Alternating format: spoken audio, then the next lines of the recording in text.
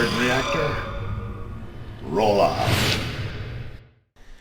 What's going on, Reactorites? I'm Mike. I'm John. And we just finished watching Arrow, episode 14, Code of Silence, John. And, we didn't do a reaction for this one.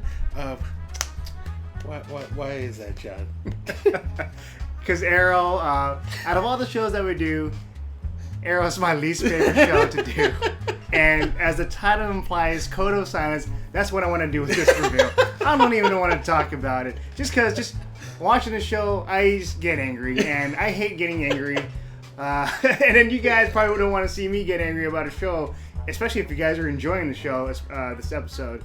But there are so many issues ahead. I don't even know where to start. Let's rewind it back. So, just remember, John left last week. Some of you may remember he was gone for a couple of episodes, but the week before that, we did an Arrow show, and we did a video review, and that was a good episode. You were here for that. I was here for that, and it was probably the best episode of the season. Yeah. For season 4. And it's funny because it didn't have anything to do major with the arc. It was just all in all compact story-wise, good episode, execution. This one, same as last week. Yeah. See, the reason why we like the other one is just it had a focal point. It had a focus, a story. This one is all over the place. You have stuff you're dealing with, the love story between Detective or Officer Lance and his girlfriend, and then you have the flashback scenes, and then you have the moments of Oliver Queen talking to Thea about his son William, and how Thea's like, did you know this? It turns out it's your son, blah blah blah. And then you have Damien Darkseid, and then you have the mayor, the candidate. They're competing against each other. It's there's so many stuff. I don't even care about it. And then you have the other side stuff with Mr. Terrific. So, breaking down this episode, I mean, there's a lot that goes along this episode. And I think the problem with Arrow is they don't know how to juggle the different types of stories they're trying to tell. Because Flash is very simple. It's when they do something, it involves everybody, and it's we're all going here. And then you see even the people that are in Earth 1, they're they're out there, we need them here. It's simple. It's very but with Arrow, it's they're doing this whole political thing, and it's and then it's just you can do. I know there are other shows that have different stories happening at the same time. For example, Sense8, and then you have shows like Lost, where it's different people, they're flashbacks, but you got to make them interesting. Here, none of it is really interesting.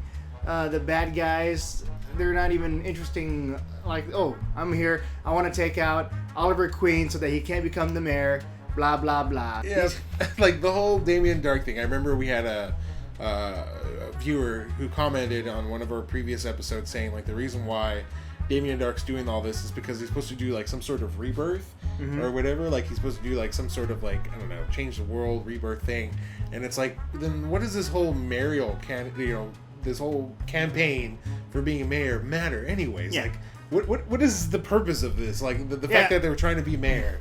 Let's say, for example, Deathstroke. His purpose in season 2 the whole time is just to get back at Oliver Queen. You can see his plan go into motion. Every single thing that he does, you understand this is to mess up Oliver Queen's life, and further, and it just keeps on escalating.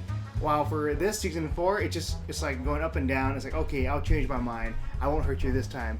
It's he's just there. He's just going through the motions, and he's not. It doesn't feel like he's dedicated. Damien Dark. Yeah, the whole thing with Detective Lance. So we already know that Detective Lance has been helping out Oliver, and he was at some point connected to Hive. So that's how he's been kind of helping them fight Damien Dark and Hive. We finally find out that he knows that Detective Lance has been helping, and he's always we're going to tie up this loose end, and it's okay, this is bad for Detective Lance. And so what happens? He tries to demolition the building. They do the setup. He goes in there all alone, and I'm okay, something's going to happen. he's got all these, ex-mercenaries at his disposal, and the only plan he can come up with is to demolish the building while he's still in there. This bad guy, it's like I don't feel anything. Like anything he says is just all fluff. Like I can't take his word for it. With the last episode, we know that, Malcolm Merlyn's helping Damien Dark, and in this episode, you see him, he's actually in his inner circle, like there, like, he's got his hand, and he's just like, yes, we together will fight, Oliver Queen, yet he never mentions to Damien Dark that Oliver Queen is the Green Arrow, because they mentioned him as the Vigilantes. Mm-hmm. It's like, why wouldn't he reveal that? Yeah, I don't remember like what's happening on the show anymore. I thought that Damien Dark knew that Oliver Queen was Arrow. No. No. Like he thinks they're two different things. I think like it's just kind of like I don't understand the writing behind the show. I don't understand what they're trying to do. I don't get why. The flashbacks. It's like the flashbacks for season 1, the flashbacks for season 2. Every time they show it, it always relates to what's happening on that episode while still pertaining to like the whole arc of the flashback. Here it's like the arc of the flashback. He's still stuck in the prison. Who cares anymore? He kills a guy that's been tormenting him all this time, and like they were trying to build that up, and then when he does kill him, it's like I don't even feel anything anymore. It's just like, okay, all right, whatever. And I mean, besides that, the things that we did like, I think are obviously like Felicity's mom. Felicity's mom's just hot. I mean, Yeah, you and can't. she's fun. She's like Felicity used to be that fun character that I would always enjoy in the first and second season. But the way they wrote her in season 3 and season 4, it's kind of hard to get back from that. So now the mom is kind of like that replacement of just someone that I enjoy personally just watching on the show. And then like her romance with Lance, so I like that. Yeah, and it's funny. The whole another part we really liked was the Thea escaping the building as it's crumbling. Like they did. You like that part? You didn't like that? I like that. It was It's like okay. It's okay. It had this one shot, and Yeah. it was like a pan, and you could see like stuff falling right behind her as she's running. I thought it was pretty cool. Like, and then she like falls out of the building as it explodes. But I mean, other than that, like the action scenes were. The action scenes were pretty mediocre. It's like the shaky cam, too many quick cuts. You can't even see what's going on. And what's with that Diggle's anti-hammer thing? It's like I don't know what happened. Like he did like this thing. I don't know if he like magnetized the hammer. it just pretty much pushes it away, the hammer away from him. But it's like, where was the setup for that device? Like they never showed it. It's like trying to do the canary cry without even ever showing like how they made it. Yeah. You have to set it up. This one is just, oh, I have this thing. You didn't know that? They try to do like if you're a fan of The Raid, if like me and John are, we're big fans of The Raid. If you've never seen The Raid, go watch it. Even if you don't like foreign films, if you never watched, be like mediocrely are interested in action and like kung fu, if you have any interest at all, go see these movies: The Raid 1 and The Raid 2 Burnout, right? Yeah. And this best action you'll find anywhere. And in this episode, I think they try to do something similar because there's nail gun girl and then there's sledgehammer guy. Like these two mercenaries, they don't have any names. They're no comic characters. They just have, one girl has a nail gun. Like out of everything, she could use a regular gun. She could use an assault rifle. She chooses to use a nail gun as her primary weapon, and the guy uses a sledgehammer. I just don't. I don't know. But we're losing faith on this show. I'm sorry, to our fans out there that are like, this is the second episode where we've kind of ragged on the show. Yeah, if you guys enjoy it, that's fine. We're not gonna knock on you enjoying the show, but I am at that point where I don't want to do this show anymore. It just makes me angry, and I think this is it. This is gonna be my last review. So you guys that are enjoying this, you guys are watching it, hating everything we say. There you go. I'm not gonna do this anymore. It just feels like a bad soap opera. Like I know that even Flash can be like soap opera-y, and like some people just don't like the CW shows at all. Like they don't like Supergirl at all as well. But there's a good way to do it. Even Supergirl, I mean, it's interesting. It's catered towards a female demographic, but the story is good, you know. And that's the same thing with Flash. Like all these shows are very soap opera-y, and you know that's why I know people that just don't like the CW style shows or the Greg Berlanti shows, but you know we like them. We also like the edgier stuff. Yeah, I blame the writers. Yeah, if I had one thing I would like to change, I'd just like say like, let's just get rid of all these writing guys. Let's get some new blood in there. Yeah, ever since I guess when Greg Berlanti left, it just the writing just went downhill. Yeah, and it's like you got the cliffhanger was like he has William.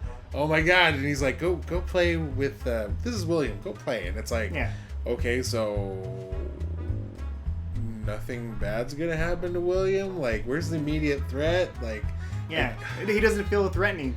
Yeah, it's just a very soap opera. Like, it's really bad soap opera, and you know, I think this is going to be a turning point for us in our relationship with Arrow. Because like for these shows, you want to have a good time watching them. You want to talk about the things you love. With Arrow, we can't go on each episode and just bash it because it's not good for us. It's not good for you guys.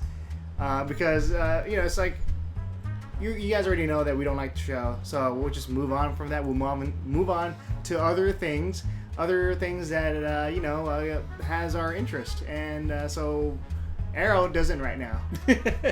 And you know, if you guys like the show, that's cool. If you don't like the show, let us know. Like, so we don't feel alone. Like, that's why I was happy in the last couple episodes. We've getting a few comments from fans that are like, you know what? The show isn't as good as it used to be. This will be my last Arrow review. Yeah. And what is it? Another show maybe that we might take over for Arrow. Maybe Star Wars Rebels. Yeah, Star Wars Rebels have been good. Yeah. So let us know what you guys think, and that's gonna be it for John on the Arrow show. So what about you? You can still do it? If I can get Robert, because you guys saw, if you check out our last Flash video, Robert, he still holds hope for Arrow. So if I can get Robert to do the Arrow show, we will still continue the podcast. But it's gonna be tough for me because I'm basically in the same boat as you. You despise the show, but I just don't like it. So we'll see. We'll keep. I just hate the new seasons. Yeah. Season 1 and 2, great. Yeah. Great. I have them on Blu-ray. This season 3 and 4. Boo. So, thank you guys for watching, and we'll see you guys next time. See ya.